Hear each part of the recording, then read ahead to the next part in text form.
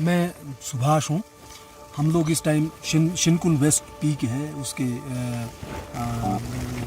Camp one में है और बाहर बहुत बुरी तरह से मौसम ख़राब हो रखा है। और दरअसल हम जो इस एक्सपेडिशन को ये अचानक से इधर की तरफ शिफ्ट करना पड़ा। इससे पहले हमने देव टिब्बा के लिए प्लान किया था, जो काफ़ी पहले से प्लान किया था। और हमारे साथ इस एक्सपेडिशन में वर्मा जी है और वर्मा जी गोरखपुर से हैं, टीचर हैं।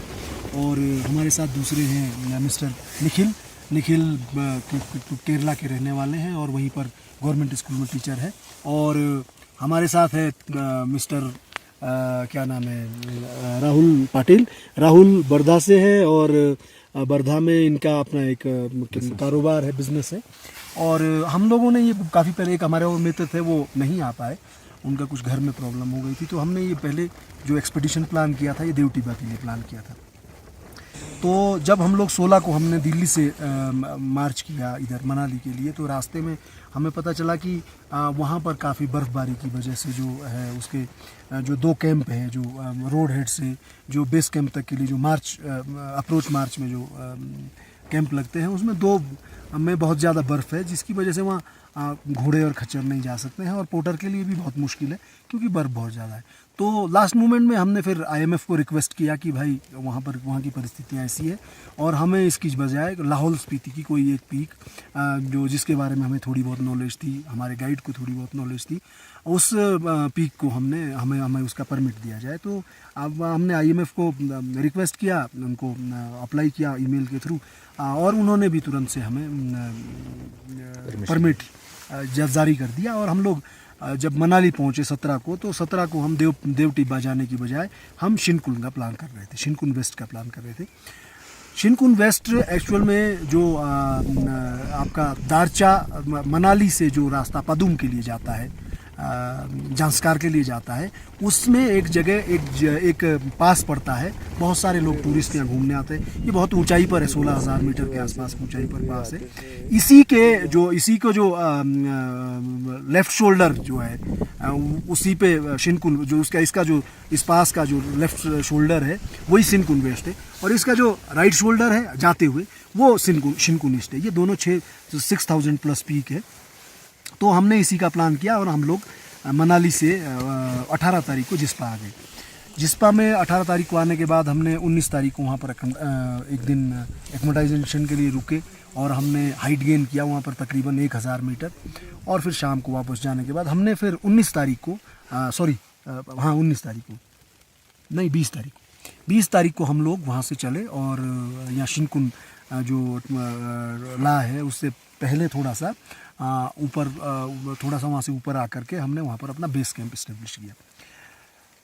19 तारीख को हमने अपना बेस कैंप इस्टेब्लिश कर दिया था। मौसम क्योंकि जैसा प्रेडिक्शन था बहुत बढ़िया था, बहुत सारी चीज़ें थी।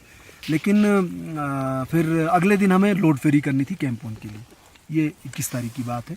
21 तारीख को हम लोगों ने लोड फेरी की कैंप वन के लिए। कैंप वन यही जहाँ हम है वो इस्टेब्लिश किया यहाँ पर। उसके बाद हम वापस गए हम लंच वंच हम खाना खा रहे थे, तो उसी दौरान कोई बीआरओ का कोई अफसर आया उधर से और उसने कहा कि भाई आप लोगों ने यहाँ टेंट क्यों लगा रखे हैं। तो हमने उसे बताया कि हमारी परमिशन, उसने कहा नहीं, यहाँ किसी की परमिशन नहीं होती, यहाँ केवल हमारी परमिशन होती है। शायद वो उसका ईगो था, उसका जो एक अधिकारी का जो अहम होता है, अहंकार होता है, वही था। हालांकि हमने बहुत समझाने की कोशिश की, उसने कोई उसमें वो नहीं किया और वो नीचे जा कर के उसने पुलिस में कंप्लेंट कर दी। अब एक्चुअल में पुलिस के पास हमारी परमिशन थी, सब कुछ था, लेकिन क्योंकि किसी बड़े अधिकारी का दौरा हो रहा था बीआरओ का, तो वो उसको मतलब जैसे कि हमारे यहाँ होता ही है, कोई बड़ा आदमी जब कहीं जाता है तो रास्ते में पड़ने वाले घरों को ढक दिया जाता है ताकि कोई उसे देखे ना। तो वो भी कुछ इसी तरह का चाहते थे। खैर रात में उसी दिन 21 तारीख को रात में पुलिस के लोग आए यहाँ पर। उन्होंने कहा कि ऐसे ऐसे कंप्लेंट कर रखी है।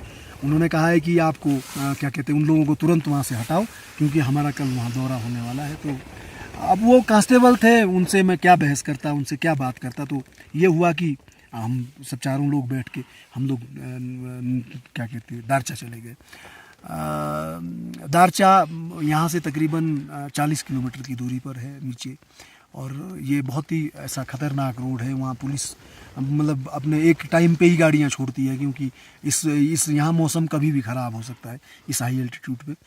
तो हम लोग फिर उन पुलिस वालों के साथ फिर गए, वहाँ पर गए तो मैंने जो वहाँ इंचार्ज था तो उसे मैंने बताया कि भाई ये तो अब किस तरह का, ये तो हमारे तुमने तो हम ऐसा तो लोग चोरों के साथ भी नहीं करते जैसा तुमने हमारे साथ किया। हमारे साथ तो हमारे पास परमिशन थी, सारी चीज़ें थी। बहरहाल उसने सॉरी फील किया तो उसने सारी बात बताई कि ये उन लोगों की वजह से हुआ है। तो फिर हमारे पास ये था कि अब उनका भी कहना ये था कि आप कम से कम इस इन्फॉर्मेशन को हमारे डीसी और एसएसपी को एसपी को दे दो। तो हालांकि ये क्योंकि ये चिट्ठी आईएमएफ की तरफ से होती है तो उनकी तरफ से जानी चाहिए थी चिट्ठी, लेकिन आईएमएफ का भी अपना सिस्टम है, वो पता नहीं उनकी चिट्ठी कब पहुंची कब नहीं पहुंची। तो हमारे पास अब यही चाह रहा था कि हम किसी तरह से ये जो हमारी जो परमिट है उसको इंटीमेशन हम डीसी और डीसी लाहौल स्पीति और एसपी लाहौल को दे, और ताकि हम अपना आगे का एक्सपेडिशन सुचारू रूप से करें। तो भी 22 तारीख का दिन हमारा पूरा इसी में ख़राब हो गया कि हम वहाँ डीसी ऑफिस के लॉन्ग गए वहाँ, क्योंकि उस दिन छुट्टी थी यहाँ पर। तो हमने डीसी जो यहाँ के डिस्ट्रिक्ट डिप्टी कमिश्नर है उनको फ़ोन किया, वो बड़े अच्छे आदमी हैं। उन्होंने कहा आप आइए, हम उनके घर गए तो उन्होंने हमने कहा ये सर ऐसे ऐसे, उन्होंने कहा ये इंटीमेशन आप दीजिए हमें। तो उन्होंने कहा सर आगे, उन्होंने कहा कोई भी आपको बताएगा कि तो आप हमसे बात करिएगा उसमें कोई। उसके बाद हम एसपी ऑफिस गए, एसपी ऑफिस में भी हमने वो इंटीमेशन दिया, उन्होंने हमें कंट्रोल रूम का नंबर दिया और सारी चीज़ें सपोर्ट करने के लिए। उसके बाद हम वापस 22 तारीख को ही वापस बेस कैंप आ गए। नहीं, बेस कैंप मैं एक चीज़ भूल गया इसमें, वो ये है कि जब हम लोग नीचे यहाँ से शाम को गए, रात में जब हम पुलिस वालों के साथ नीचे गए तो फिर उन्होंने कहा कि जी आपको एक काम तो करना ही पड़ेगा, क्योंकि कल इनके बीआरओ के एडीजी का दौरा है और आपका जो टेंट है वो क्या कहते हैं, आपका टेंट है वो वहाँ से सड़क से दिखाई देता है, इसलिए आप उसे ऐसी जगह लगाइए जहाँ वो दिखाई न दे। क्योंकि हमारे पास कम्युनिकेशन का कोई डिवाइस नहीं था हमारे पास, क्योंकि हमारा ये तो सेल्फ सपोर्टेड एक्सपीडिशन है। हमको किसी ने स्पॉन्सर नहीं किया है, हम लोगों ने कंट्रीब्यूशन किया है तब आए। तो उसके बाद ये हुआ कि 11:30 के आसपास हम वहाँ से फिर ये बताया गया उस रास्ते पे, जिस रास्ते पे 11-10 दिन में 11-12 बजे के बाद किसी को जाने नहीं दिया जाता है, हम लोग 11:30 बजे के आसपास वहाँ से चले। और क्योंकि हमें यहाँ पर खबर करनी थी कि भाई वहाँ से टेंट शिफ्ट किया जाए, क्योंकि कोई बीआरओ का कोई वीआईपी जा रहा है, ताकि उसको कोई किसी किस्म की वो मतलब कोई बुरा फील ना करे, इसलिए हमारी जो टेंटेड एकोमोडेशन वहाँ हटा दिया है। तो हम रात में तकरीबन 11:30 बजे दारचा से चले। दारचा 11,000 फीट की हाइट पर है। दारचा से हम लोगों को जहाँ हमारा कैंप था वो 16,000 फीट है। रोड हेड से काफ़ी पैदल जाना पड़ता था वैसे भी, लेकिन हमारे साथ ये हुआ कि जब तक हम 12 बजे के आसपास सुमदो से आगे निकले, जहाँ मतलब एकदम ग्लेशियर वाला जो वो है टेरेन है, वहाँ पहुँचे तो पता चला कि जो दिन में जो पानी बहता है सूरज की गर्मी से वो जम चुका है, और जिसकी वजह से गाड़ी रपटने के बहुत ज़्यादा खतरे थे। लेकिन जैसे तैसे करके हम काफ़ी आगे तक गाड़ी ले आए।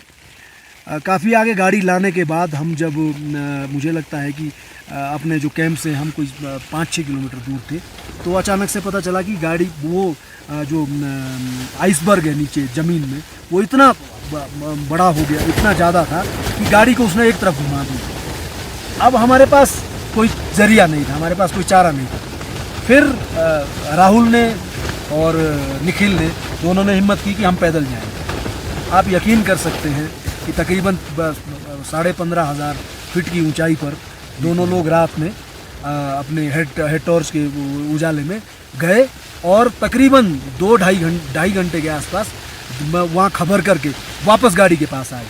किसी तरह से गाड़ी बैक की हमने और फिर उसी गाड़ी को वापस लेके हम फिर जिस्पा गए। जिस्पा हम रात में कोई 3:30-4 बजे पहुँचे। फिर हमने थोड़ी देर वहाँ रेस्ट किया और उसके बाद फिर हम केलोंग गए। वहाँ जो मैंने पीछे जो आपका जो मैं वृत्तांत आपको बता रहा था कि जो डीसी जिस लाहौल स्पीति है, उन्होंने उनको हमने फिर वो इंटीमेशन दी कि हम ऐसे ऐसे जा रहे हैं। उन्होंने कहा आप जाइए आराम से, कोई बात नहीं। उसके बाद हम एसपी ऑफिस गए। एसपी ऑफिस क्योंकि 24 घंटे खुला रहता है, तो वहाँ पर भी हमें अच्छा सपोर्ट मिला और उन्होंने हमसे कहा कि आपको जो भी मदद होगी वो चाहिए होगी वो दें। उसके बाद फिर हम वापस आए और दारचा तकरीबन हम 2 बजे के आसपास दारचा हम पहुँचे और दारचा से फिर हम उसके बाद चले तो हम तकरीबन मुझे लगता है 4 बजे के आसपास यहाँ शिंकुला पहुँचे। शिंकुला से हम लोग फिर बेस कैंप आए। बेस कैंप में 23 तारीख को फिर सुबह हमने दोबारा से, क्योंकि हमें कैंप 1 ऑक्यूपाई करना था। देखिए ये मैं किस लिए बता रहा हूँ ये सब आपको कि अगर वो हडल नहीं आया होता बीच में, अगर वो बीआरओ के अफसर ने ये सब मतलब अराजकता क्रिएट ना की होती, तो आज हमारा सब पीक सबमिट हो गया होता। और इस खराब मौसम में, क्योंकि जब एक बार सबमिट हो जाती है तो उतरने में, क्योंकि हम लोग प्रोफेशनल माउंटेनियर हैं, हमें कोई ऐसा कोई हमारे को, हम लोग पहाड़ को लेकर के थोड़ी बहुत जानकारी रखते हैं, क्या ख़राब है क्या सही है वो थोड़ा बहुत जानते हैं। तो हमने फिर कल कैंप ऑक्यूपाई किया, लेकिन कल शाम से ही मौसम ख़राब है। हम लोग 5400 मीटर की ऊंचाई पर है और कल रात से लेकर कभी कोई क्या कहते हैं स्ट्रॉम आ रहा है, कभी बर्फ़ गिर रही है। लेकिन हम अभी भी हिम्मत बांधे हुए हैं कि दूसरा दिन गुजरने को है। हमें ये लगता है कि अगर शाम तक भी कुछ ठीक होता है, हम इस पॉजिटिव, हालांकि ख़राब होने के लिए तो ऐसी ऊंचाई पे हो सकता है कि महीनों ख़राब हो जाएं, हो सकता है कि हम वापस ही ना जा पाए, 10 किस्म की बातें हो सकती है। लेकिन हम पॉजिटिव है कि शाम तक अगर मौसम ठीक होता है तो शाम को हम आगे अटेम्प्ट करने की सोच सकते हैं और कोशिश कर सकते हैं कि जिस टास्क के लिए हम इतनी दूर से इतनी प्लानिंग के साथ आए हैं, उस टास्क को कम से कम 1 या 2 लोग जाके उस पर कम ट्राई तो करें, है ना। लेकिन अगर ऐसा ही मौसम रहता है तो हमारे पास वापस लौटने से लौटने के अलावा कोई चारा नहीं है, और वापस लौटना भी हमारे लिए आसान नहीं है। उसका कारण ये है कि यहाँ से बेस कैंप तो हम पहुँच सकते हैं, लेकिन उसके बाद आगे का रास्ता जो है, जो आगे सुमदो और दारचा जाता है, वो रास्ता बिल्कुल बंद हो गया होगा।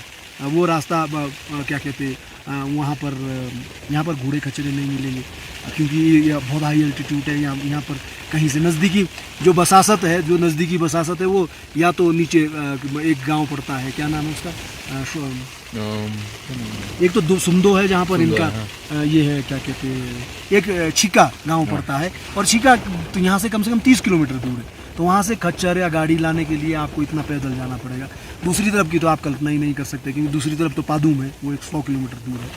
तो हमारे लिए मुश्किलें वापस लौटने पर भी आसान नहीं होने वाली। राशन भी कम है ना, राशन भी हमारे पास इतना, क्योंकि कैलकुलेटेड ही राशन रहता है हमारा। जो है जो एक्सपीडिशन है वो आज बेस कैंप में जाना चाहिए था, आज क्लोजिंग की तरफ जाना चाहिए था, लेकिन हम अभी भी कैंप 1 में और हम आगे को लेकर चल रहे हैं। सब लोग फिट है, ये अच्छी बात है, पॉजिटिव रहते हैं, सारी चीज़ें ठीक है। लेकिन फिर भी ये मौसम है, ये हम इंसानों की जीव की क्या इस कुदरत के आगे बखत है, वो तो सब जानते हैं। लेकिन फिर भी एक अच्छी पॉजिटिव थिंकिंग के साथ, एक अच्छी सोच के साथ हमें ये उम्मीद है कि बीआरओ के द्वारा हमारे इस एक्सपीडिशन का सत्यानाश करने के बावजूद भी हम अपने रास्ते पर हैं, और हम कोशिश करेंगे कि हम इसको, अगर हम इसको क्लाइम कर पाए, अगर हम आगे चले जाए कहीं कुछ जहाँ तक भी पॉसिबल हो सके। और अच्छी बात यह है कि हम सब लोग ठीक ठाक हैं, हम सब लोग फिट है एकदम, और हमारे हमारे सब जो गाइड है, कुक है, वो लोग भी सब ठीक ठाक है। तो उम्मीद करते हैं कि आगे भी सब ठीक रहेगा। Thank you.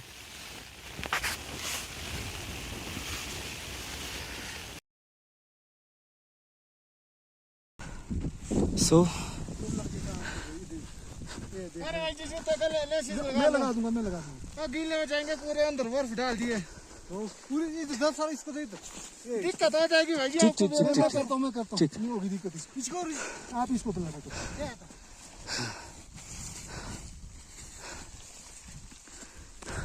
हमारी पैकिंग हो रही है।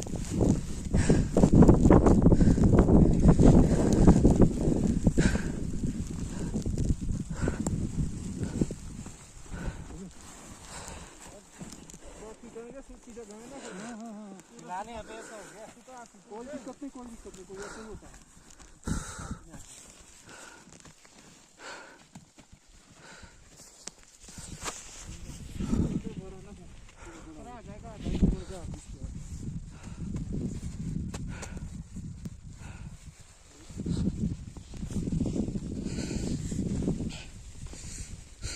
अचानक से जाना क्यों हो रहा है सर अपना? क्योंकि मौसम खराब हो गया है।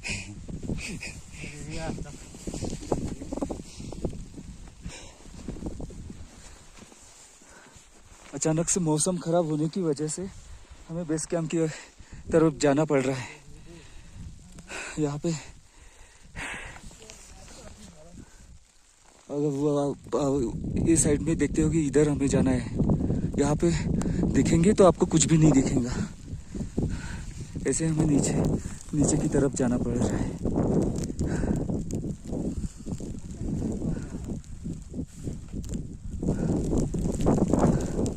ऐसे होता है। हाँ हाँ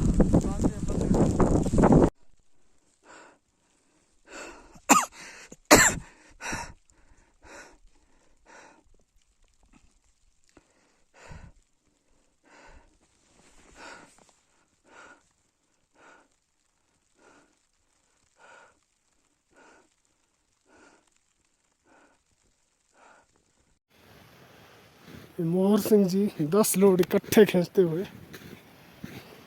हिमालयन याक।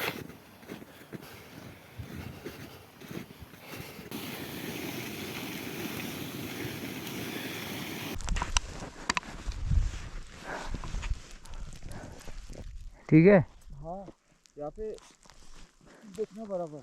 हाँ हाँ, हो जाएगा ऐसा, गहरा होगा।